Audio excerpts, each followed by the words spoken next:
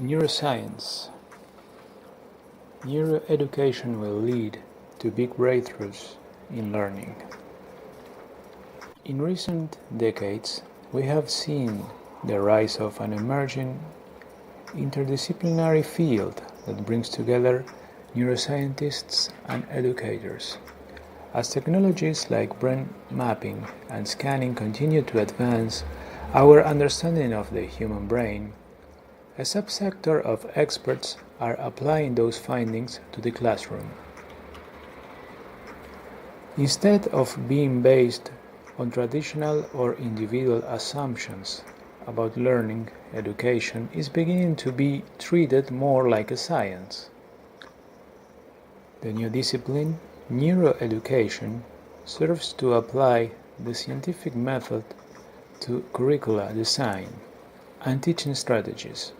This comes with attempts for a more objective understanding of learning that is based on evidence. So, what is neuroeducation? All human abilities, including learning, are a result of our brain activity. Hence, a better understanding of how our brains operate can result in a better understanding of learning.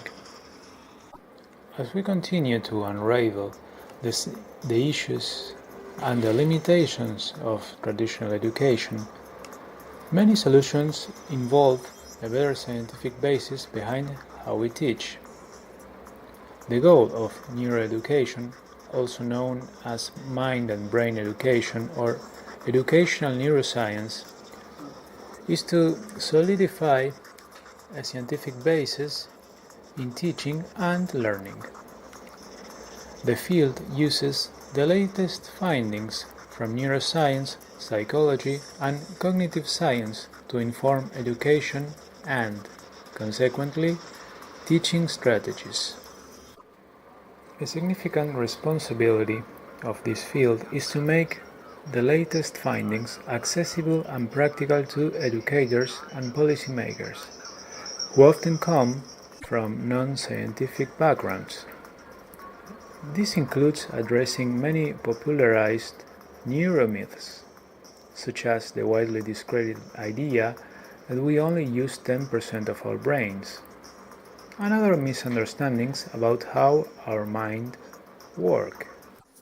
Key findings. There have been many ongoing trends and findings in the field. For instance, we know the brain can continue to rewire and reconfigure itself, even if the rate of change slows down as we get older. This is called neuroplasticity and has been widely studied for a long time. What's fascinating in this teaching young minds about neuroscience and neuroplasticity alone can have a positive impact on their learning. One research team conducted a study where 7th graders were taught that learning changes the brain and intelligence can be improved upon. The researchers found that the students in this experimental group did better on math tests than peers who did not receive that instruction. Another significant series of findings has to do with the roles of emotions in learning. We know that negative emotions, such as fear or stress, can have a detrimental effect on the learning process. On the other hand, many have noted the powerful and positive impact that awe-based or passion-based learning can have. These positive brain states that can be accounted for in supportive and cooperative groups are described to increase memory retention along with pleasure, motivation, perseverance through challenges, and resilience into setbacks. Together, they emphasize the importance of a positive, supportive, and stress-free environment. In extension, effective learning is found to be a particular social process.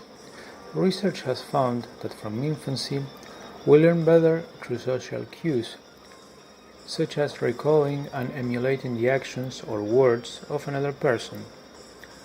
Numerous studies have also shown that active experiential and problem-based learning dramatically trumps traditional lectures. A futuristic vision. Many like to point out that neuroscience, despite all its breakthroughs, is still in its infancy, as it is Neuro Education. As exciting as helpful as these findings are, one can only imagine how far we can go.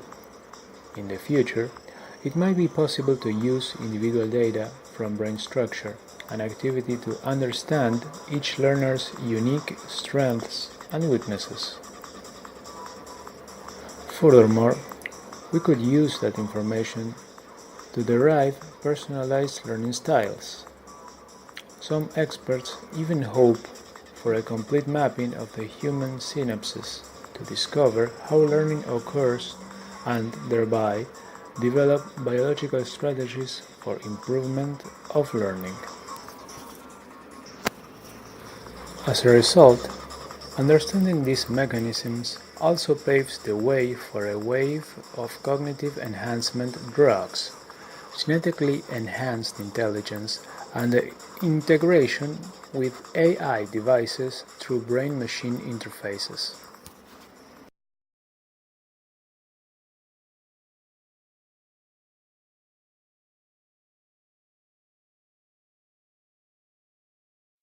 The first study to show significant improvements for the cognitive enhancement drugs, modafinil and methylphenidate in chess, was published in the peer-reviewed journal European Neuropharmacology.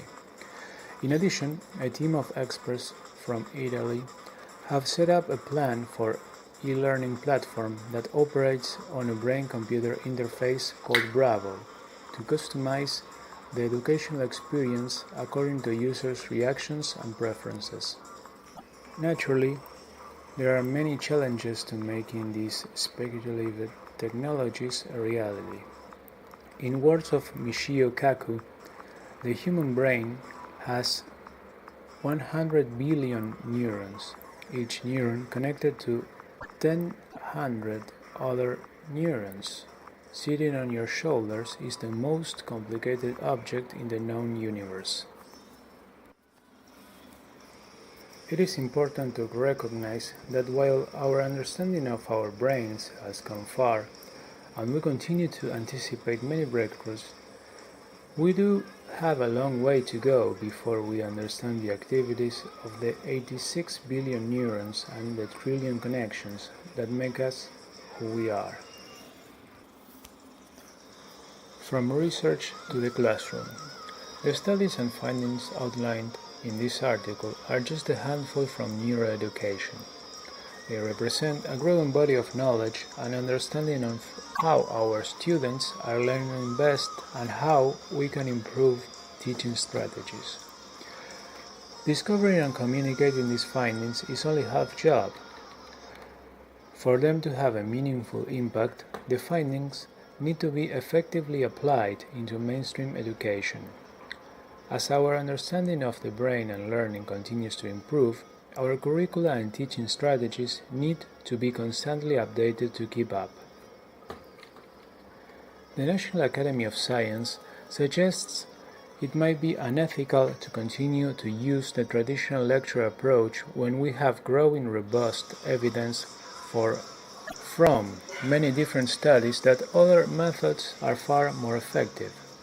As student loan debt surpasses credit card debt, to leave many graduates unhappy, educational institutions have a moral obligation to provide students with a learning experience that gives them their money's worth. Applying the latest findings from neuroscience into their classrooms is the way to do so.